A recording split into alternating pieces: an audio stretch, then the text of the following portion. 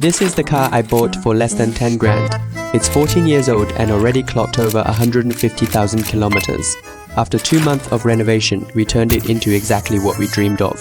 And with our little dog, we started living life on wheels. Today's video, we're gonna show you what a day in our van life really looks like. Alright, enough talking, let's dive right in.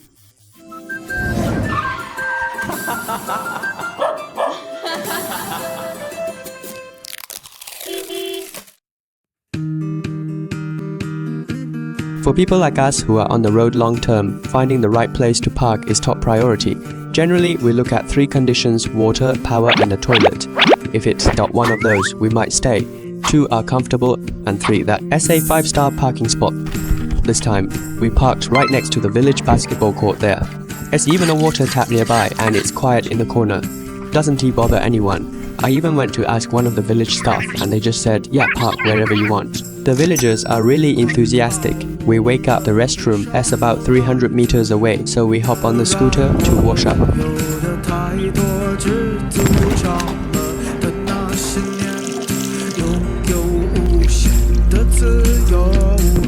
After that, we come back and make breakfast by the van. The kitchen is set up at the back of the van. Fry a pancake, make some coffee. Simple but honestly the happiest start to the day.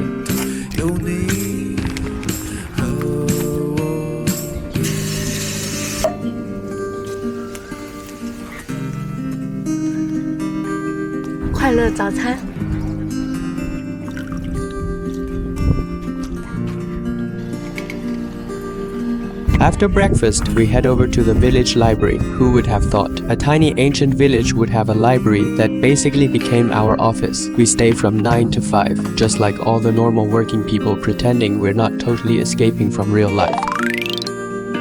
For lunch, we usually cook our own food, put the work aside and go back to the van.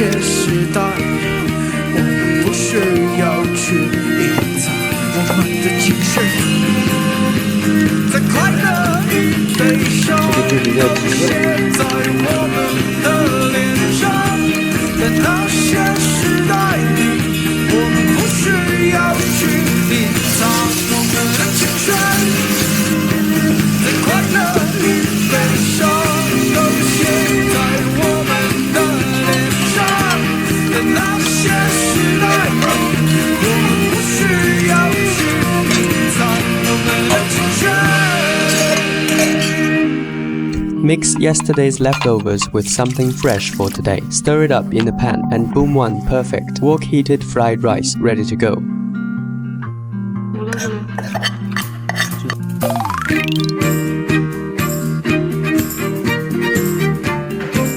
After finishing work in the afternoon, I'll swing by town to pick up some groceries. Grocery shopping is super easy. We just order from apps like Duoduo or Meituan. Order the night before, pick it up the next morning. Couldn't be more perfect for lazy young folks like us. No haggling, no waking up early. After dinner, sometimes we take a walk, sometimes head back to the library to keep editing videos. 学习啦！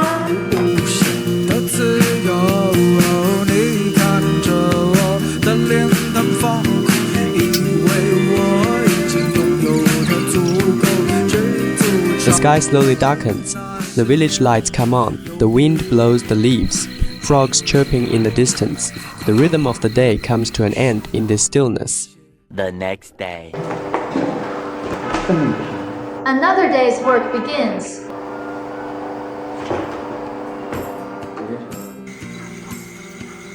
Sleeping under the stars may not be for romance. Sometimes it is really because it is too hot in the car. It's been insanely hot in Hainan lately. So we dragged our bed outside. Sleep under the stars sounds super romantic on social media, but in reality, the mosquitoes sleep on you first. Still, I felt genuinely happy in that moment, because at least the next morning, I woke up with sunlight and birdsong.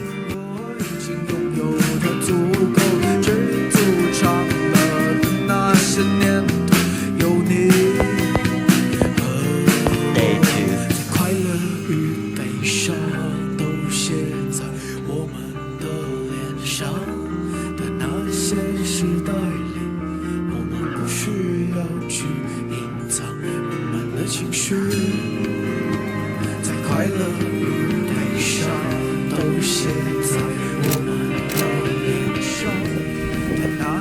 The Hainan sun is no joke. Even the water in the hose gets hot. I thought the universe was blessing me with a hot shower that day. The water turned cold after 2 minutes. I was so happy I literally started dancing. That shower taught me a valuable lesson. Never trust something just because it feels good at first. You never know what is coming next.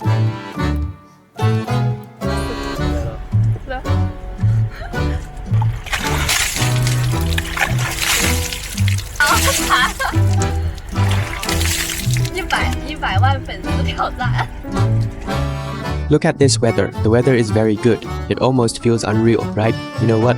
And then what is the most important thing? You can literally nap anywhere you want.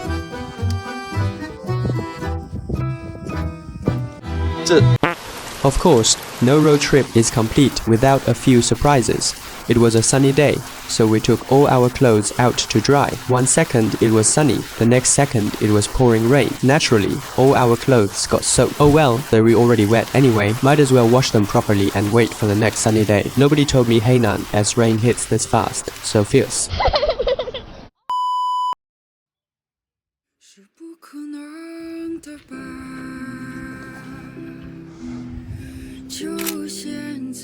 We also met a little boy in the library. He was super smart. We called him Little Bro. One day he told us that he only lives with his grandpa. They usually have just one meal a day.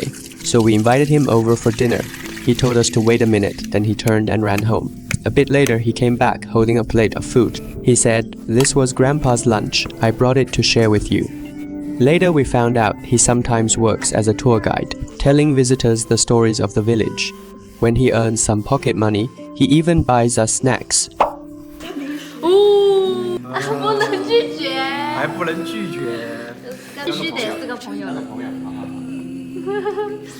朋友交到。 Over time, we became good friends. Our van kind of became his secret hideout. Dinner again, he'd drop by from time to hang out and eat with us. The boy have genuinely amazed me. He's way more mature than most kids his age. It's admirable, but also kind of bittersweet. Life in Loyi village is simple: eat, shower, sit in the sun, work, chat. But it's that simplicity that makes you rethink what real life actually means.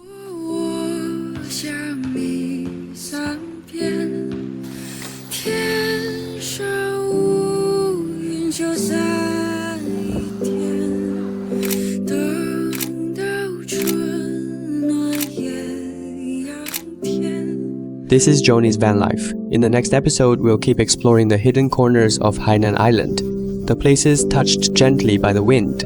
Don't forget to like, comment, and share.